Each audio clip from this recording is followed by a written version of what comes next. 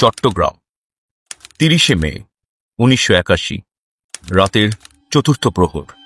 ঘড়ির কাঁটায় ২:৩০।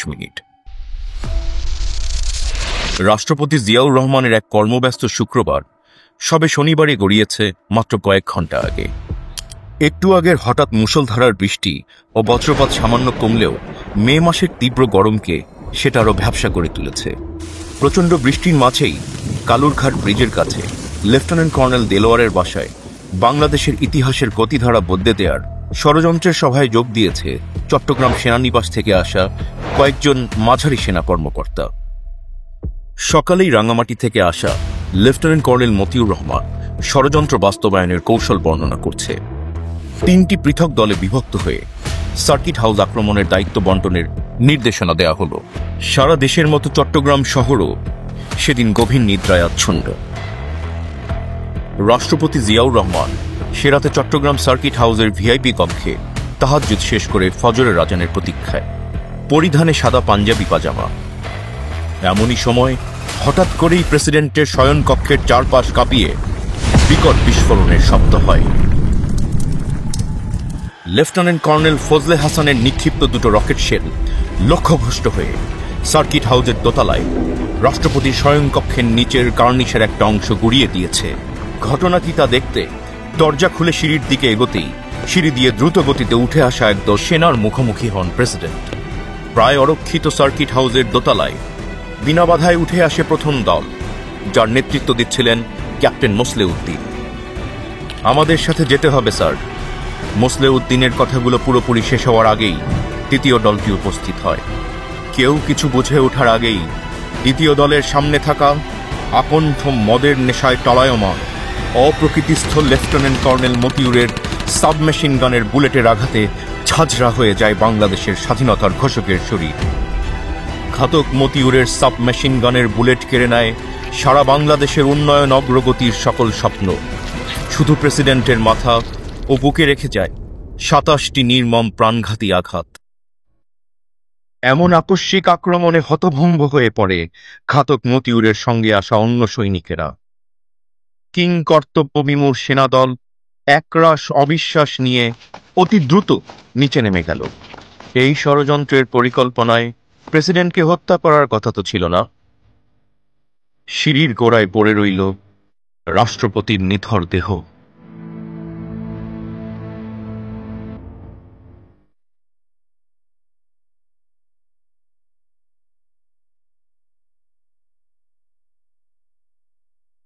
চট্টগ্রাম থেকে ২০০ কিলোমিটার দূরে ঢাকা সেনানিবাসের বাড়িতে গভীর নিদ্রায় আচ্ছন্ন দুই কিশোর তারেক ও আরাফাতের ললাট লিখনে পিতৃহারার চিরস্থায়ী চিহ্ন রচিত হল সবার অগোচরে। কাল সকালেই ফিরব ইনশাল্লাহ। বেগম জিয়াকে কয়েক ঘন্টা আগে দেয়া শেষ প্রতিশ্রুতি অপূর্ণই রয়ে গেল।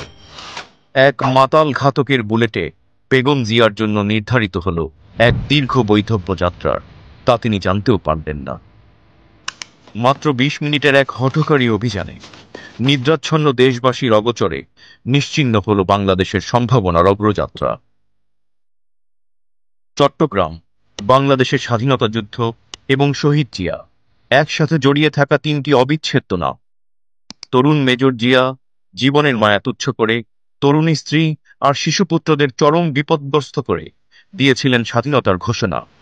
দায়িত্ব পালন করেছিলেন জেড ফোর্স সন্ধ্যার পর। ওদিকে চট্টগ্রাম সেনানিবাসের বাইরে প্রণীত হচ্ছে এক হঠকারী পরিকল্পনার নকশা। সেনাপ্রধান এরশাদের কূটচালে মুক্তিযোদ্ধা কর্মকর্তারা বঞ্চিত হচ্ছেন হয়রানির শিকার। এ কারণে রাষ্ট্রপতি জিয়াকে সেনানিবাসে এনে সেনাপ্রধান এরশাদের অপসারণ, সেটাই ছিল প্রাথমিক পরিকল্পনা।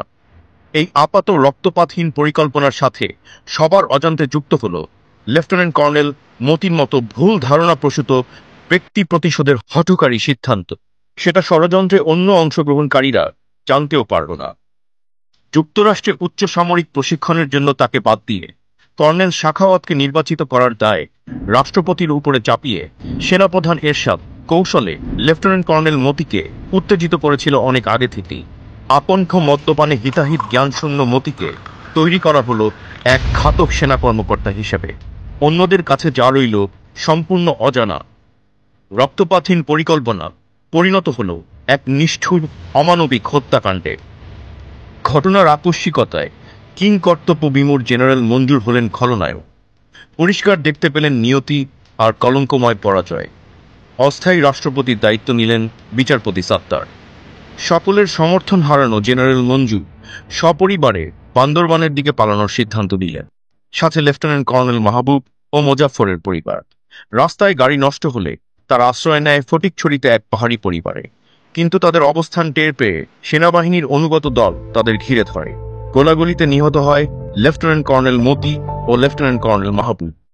প্রেসিডেন্ট জিয়ার মূল হত্যাকারীর শোচনীয় মৃত্যু হয় 48 ঘন্টা পেরোনোর আগেই। পালিয়ে যায় মেজর মোজাফফর। জেনারেল মঞ্জুর ধরা পড়লে তাকে আনা হলো হাটহাজারী থানায় পুলিশ হেফাজতে। নিজের পরিণতি এবং সম্ভাব্য ষড়যন্ত্র আঁচ করতে পেরে বারবার অনুরোধ করলেন তাকে যেন সেনাবাহিনীর কাছে হস্তান্তর না করা হয়।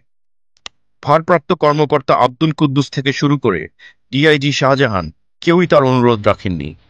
ওসি কুদ্দুস ক্যাপ্টেন এমদাদের কাছে হস্তান্তর করল জেনারেল মঞ্জুরকে। হাত পা বাঁধা জেনারেল মঞ্জুরকে চরম অপমানজনকভাবে গাড়িতে তোলা হলো। তারপর নেওয়া হলো চট্টগ্রাম সেনানিবাসে। সেখানে সেনাপ্রধান এরশাদ প্রেরিত দুজন উচ্চপদস্থ কর্মকর্তার একজনের গুলিতে সেই রাতেই নিহত হলেন জেনারেল মঞ্জুর। পরদিন সামরিক বিজ্ঞপ্তিতে জানানো হলো বিক্ষুব্ধ সেনা সদস্যের হাতে নিহত হয়েছেন তিনি।